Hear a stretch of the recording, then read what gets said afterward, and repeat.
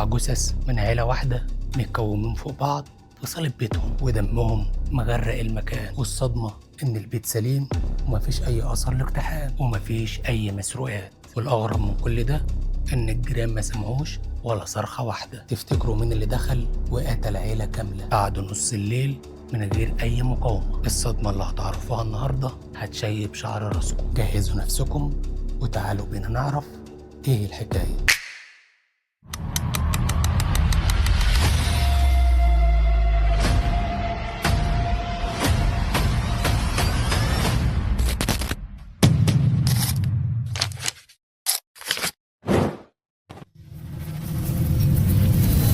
إيه الحكاية مع محمد فوزي.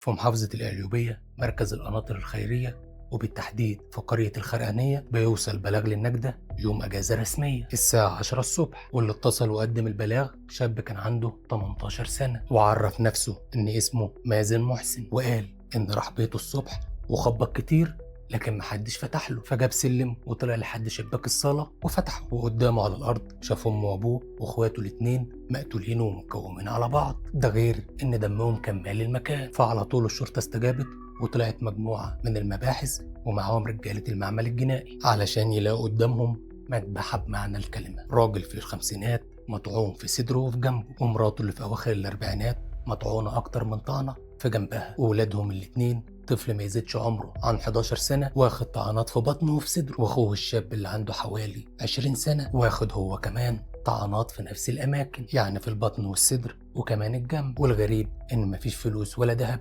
اختفوا من البيت، يعني اللي حصل ده ما كانش بدافع السرقة. فكده نقدر نقول إن الموضوع ده ممكن يكون انتقام. بس إيه حكاية العيلة دي ومين اللي ممكن يكون عمل فيهم كده؟ يلا يا حبيبي، الأكل هيبرد. تسلم ايدك يا روحي. بقالي كتير ما اكلتش اكل زي ده. اتفضل يا بابا، جرب من السلطة دي كمان.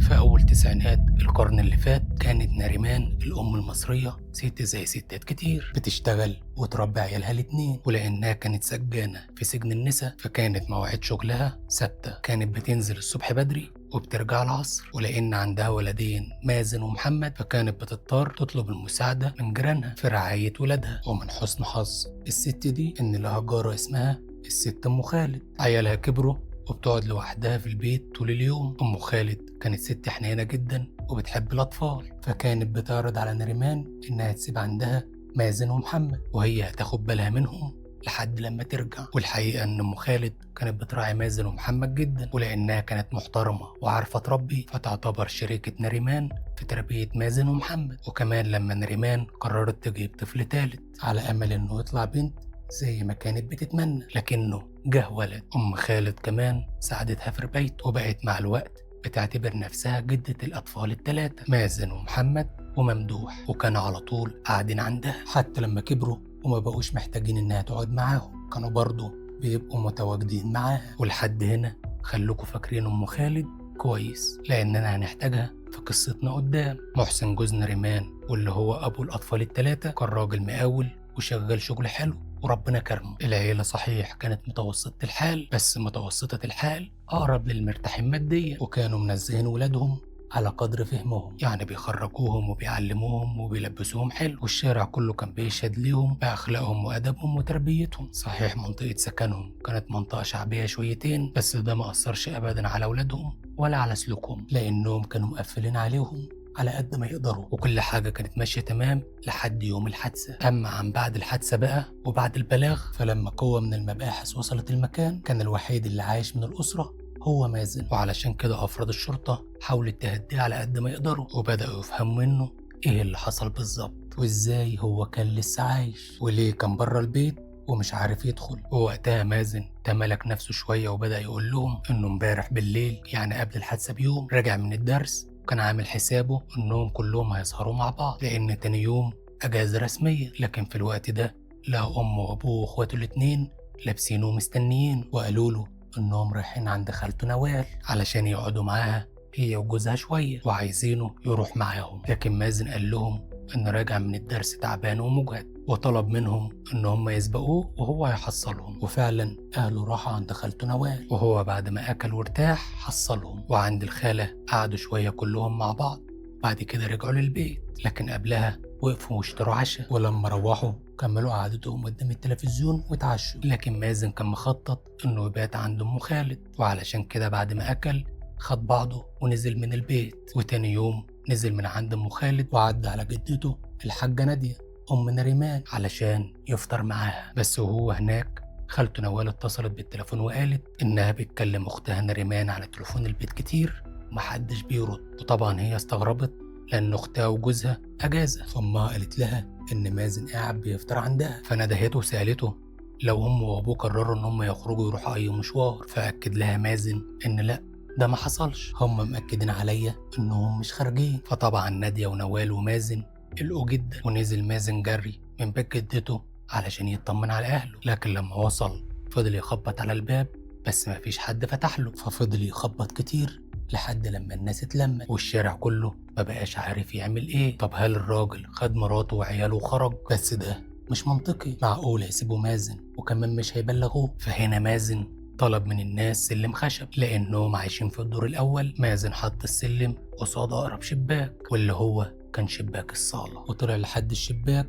وفضل يحاول معاه لحد لما اتفتح. وللأسف أول لما الشباك ده اتفتح مازن شاف الصدمة قدامه. مازن كان بيعيط ومش قادر يمسك نفسه، لكن الضابط اللي كان بيتكلم معاه كان محتاج منه معلومات، وده لأن المجرم لازم يتجاب في أقرب وقت قبل ما يهرب. وعلشان كده استنى لما مازن هدي شوية وسأله لو حد زارهم في اليوم اللي قبله، فرد عليه مازن وقال له لا. وبعدين سكت ثواني وقال للضابط إنه افتكر حاجة مهمة جدا، وهي إنه هو نازل من البيت قابل عربية ميكروباص بيضة، وسواق العربية دي وقفه واداله ورقة فيها عنوان، والسواق قال له إنهم بيدوروا على العنوان ده. وقتها قال للراجل العنوان ده بتاعنا. فالراجل قال له إن هم جايين يقابلوا أبوه محسن لأن في شغل ما بينهم. وفعلا مازن خد الراجل واللي معاه وطلع بيهم لحد باب الشقة، وكمان خبط على الباب وبلغ أبوه إن في ناس بيسألوا عليه. وآخر حاجة حصلت قدامه كانت إن أبوه دخل الناس دول فعلا، وهو نزل راح لأم خالد.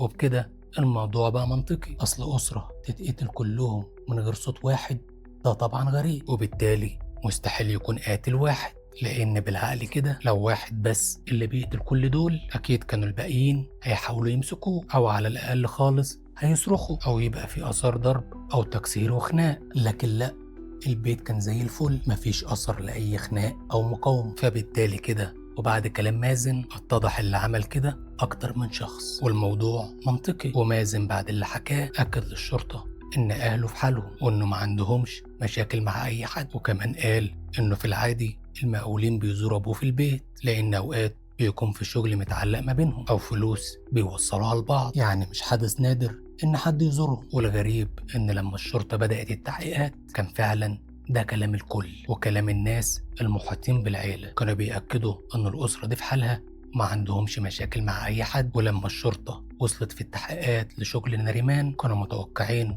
إن ممكن نريمان تكون شدت على حد من السجنات فالست دي حبت تنتقم منها، لكن لأ، ده ما حصلش. نريمان أصلا شغلها كان إداري وما فيهوش احتكاك مع السجينات نهائي. طبعا الشرطة بحثها بناء على طلبات النيابة دورت كتير ورا محسن، لكن الراجل سمعته كانت كويسة جدا، لا له مشاكل مع حد ولا خلافات ولا حتى واكل جناه على مخلوق. فهنا كان السؤال من الناس اللي جات لهم واللي يقتلوهم، ده كان سؤال مهم، وعلشان نعرف إجابته الشرطة بدأت تاخد مواصفات الميكروباص من مازن، لكن مازن نفسه ما كانش فاكر علامة مميزة في الميكروباص. فالشرطة قررت تاخد مازن وتلف بيه على المواقف القريبين وتخليه يبص على كل عربيات الميكروباص اللي موجودة. بس مازن ما كانش قادر يجمع مين فيهم اللي وقفه، وكان شايف إنه كلهم شبه بعض. وطبعا بكده اتعقدت القضية جدا، وكان واضح إن الوصول للمتهمين صعب جدا، خصوصا إن نوال أخت نريمان أكدت إن أختها كانت بتحكي لها كل حاجة، وإنها لحد آخر يوم قبل وفاتها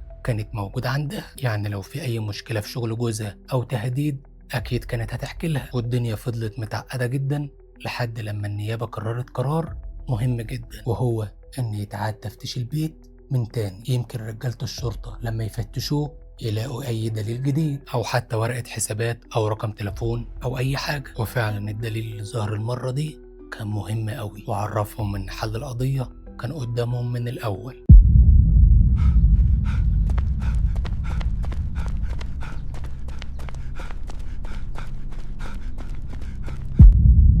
المرة دي الشرطة فتشت كل شبر في البيت تفتيش دقيق، والبيت كان مليان ورق.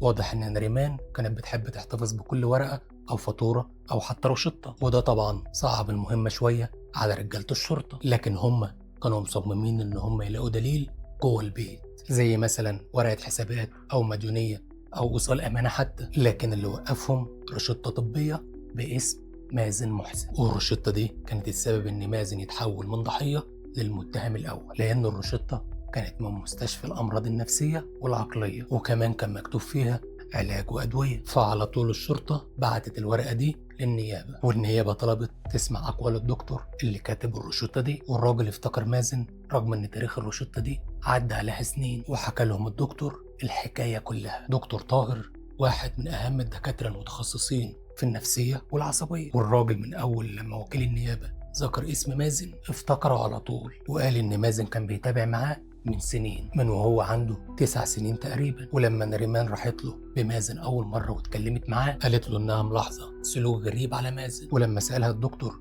غريب بمعنى إيه، قالت إن مازن وهو عمره 5 سنين كان بيلعب مع أخوه محمد الأكبر منه فوق سطح البيت، لكن فجأة سمعت الأم هبدة وصريخ في الشارع، ولما طلعت تبص لقت مازن واقع في الشارع والناس ملمومين حواليه، فنزلت تجري على ابنها وخدته وودته المستشفى. وهناك الدكاترة قالوا إن مازن عنده ارتجاج قوي جدا في المخ، وإن الخبطة ممكن تأثر عليه. ولحسن الحظ حالة مازن استقرت وخرج من المستشفى بعد شهر. بس نريمان لاحظت إن مازن في حاجات كتير اتغيرت، وشافت من وجهة نظرها إنه بقى عنيف مع محمد أخوه جدا. بس قالت لنفسها إن ده حصل لأنه كان محجوز في المستشفى واتمنع من الحركة لفترة، وهو في الآخر طفل برضه، فيمكن العصبية دي بسبب فترة تعبه. لكن الموضوع طول جدا مع مازن، وكمان بقى بيزيد، وكل ما كان يكبر سنة العنف كان بيزيد معاه أكتر. يعني مثلا بقى بيتخانق مع زمايله في المدرسة ويضربهم لحد لما يتعوروا، وبقى بيكسر ألعابه وكل حاجة تكون قدامه. والصدمة الكبيرة واللي خلت نريمان تلجأ لدكتور نفسي هي إنها شافت مازن بيخنق قطة في الشارع، ولما تابعته اكتشفت إن دي مش حادثة فردية، لأ ده مازن كان بيخنق أي حيوان إيده تقع عليه، لدرجة إنها اكتشفت إنه كان بيسرق البط والفراخ بتاعت الجيران علشان يخنقهم. ووقتها طبعا مازن كان بيحضر جلسات نفسية مع دكتور طاهر، وفي النهاية الدكتور قال لنريمان إن تشخيص مازن هو إن عنده اضطراب سلوكي وشخصيته شخصية عدوانية، يعني إنسان ممكن يقتل بدم بارد. وعلشان كده دكتور طاهر بلغ نريمان إن الأفضل ليهم والمازن إنه يتحجز في مستشفى نفسية لفترة. لكن لما نريمان قالت الكلام ده لأبو مازن رفض، وهي كمان من جواها ما كانتش موافقة. وده مش علشان مازن، لأ ده علشان العيلة كلها. ووقتها هم خافوا يتقال على ابنهم إنه مجنون، والناس تعقدوا هو واخواته. وعلشان كده رجعت نريمان لدكتور طاهر وقالت له يكتب أدوية لمازن، ووعدته إنهم هيخلوا باله منه في البيت. وفعلا فضل دكتور طاهر متابع حالة مازن كذا سنة، بس للأسف آخر سنتين ما بقتش بتروح نريمان بمازن للدكتور، ومن ساعتها وهو ما يعرفش عن مازن أي حاجة.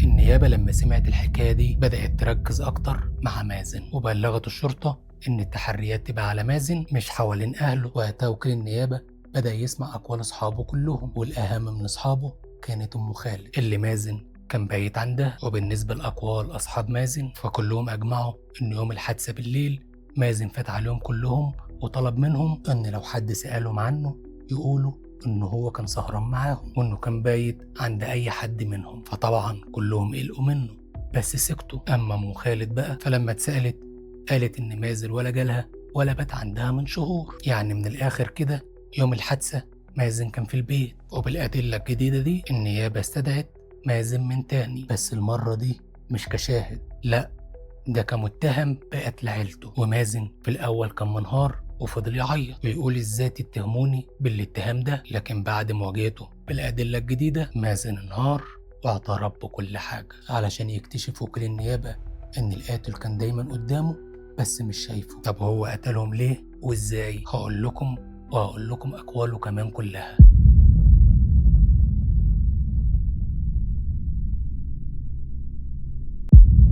مازن بدأ يحكي لوكيل النيابة القصة كلها، وقال إن من ساعة ما أهله اكتشفوا مرضه ومعاملتهم معاه بقت أسوأ، وأبوه كان طول الوقت بيضربه على أي حاجة، وكل ما كان بيتخانق مع محمد أو مع أي حد كان أبوه بيعنفه وبيدعي عليه إن ربنا يخلصه منه. وحتى أمه ما كانتش طايقاه، وكانت طول الوقت بتنصر إخواته عليه، وطول الوقت كانت بتقول عليه إنه متخلف وهبل. والكلام ده بقى ممدوح ومحمد اخوات مازن بيقولوا، وبقى على طول يتريقوا عليه ويشتموه ويستفزوه، وبقى البيت كله بيتعامل معاه على انه بني ادم اهبل وملوش اي لازمه. وعلشان كده هو قال انه كرههم كلهم وما كانش بيحب حد فيهم، وقرر انه يقتلهم من شهور فاتت، لكنه كان خايف انه ينفذ، وكمان ما كانش عارف ممكن يعمل كده ازاي. لحد لما قبل الحادثه بكام يوم جات له الفكرة، فاستنى لما بقى لوحده في البيت، ولما كانوا أهله عند خالته نوال أخد سكينة من المطبخ ونزل سنها، ولما رجع حطها في مكانها علشان محدش يحس بحاجة، ونزل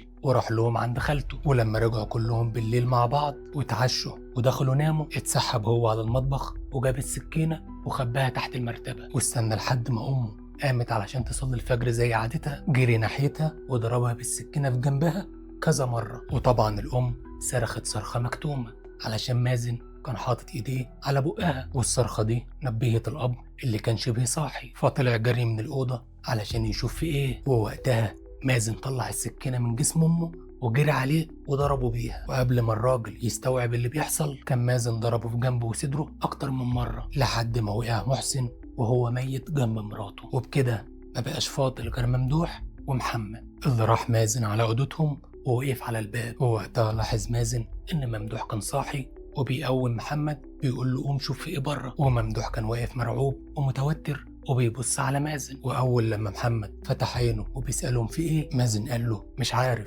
انا سامع صوت، تعال نشوف. واول لما محمد عدى قدام مازن ضربه بالسكينه في جنبه، وطبعا محمد اتفاجئ ووقع على اقرب كنبه ليه ومسك مخده وحطها قدامه علشان ما ياخدش طعنات تاني، وحاول يكلم مازن بالعقل وقال له انت بتعمل ايه؟ اهدى، انت هتضيع نفسك وهتضيعنا معاك. لكن مازن ولا همه وهجم عليه وفضل يضربه بالسكينة في بطنه وفي صدره لحد لما اتأكد انه مات. وبعدها لف ناحية ممدوح اللي كان مستخبي وبيترعش من الخوف. ولما دخل مازن على ممدوح وهو ماسك السكينة اللي مليانة دم، عيط ممدوح وقال له بالله عليك انا اخوك ما تقتلنيش، وكان بيعيط بحرقة وبيترجى انه ما يقتلهوش. بس طبعا مازن كان في لحظة جنون، ولما حاول ممدوح انه يجري ناحية الباب مازن وصل له وفضل يضربه بالسكينة في بطنه وفي صدره لحد لما اتأكد انه مات. مازن لما اتأكد ان كلهم ماتوا بدأ يسحب جثث اخواته ويحطهم فوق جثة ابوهم وامهم، وبعدها وبمنتهى الهدوء دخل استحمى،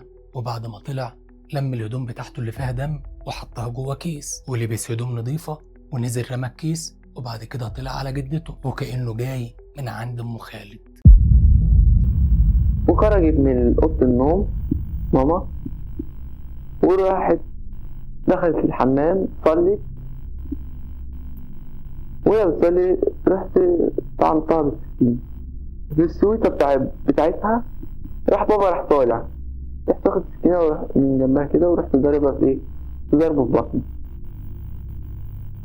ورحت شده اديت السكينة، هو جري عند الأوضة ورحت واخد السكينة ورحت رايح لحمادة، لقيت بندق بيصحيه بيقول له قوم شوف في ايه، قوم معرفش، قوم يا حمادة، وبيصحيه. رحت انا كنت مخبي السكينة ورا ظهري، رحت جاي لقيت حمادة قال لي فيه ايه، قلت له معرفش قوم شوف فيه، وهو طالع رحت ضربه بالسكينة. اخويا ايه جري الصغير راح جري طلع يشوف ايه. حمادة قام وقف كده راح واخد بعضه وراح واخد ايه الضربة وراح قاعد على الكنبة. بعد ما قاعد على الكنبة ما قالكش اي حاجة؟ قال واحنا هو قاعد على الكنبة قال لي هات السكينة يا ابني، هات السكينة.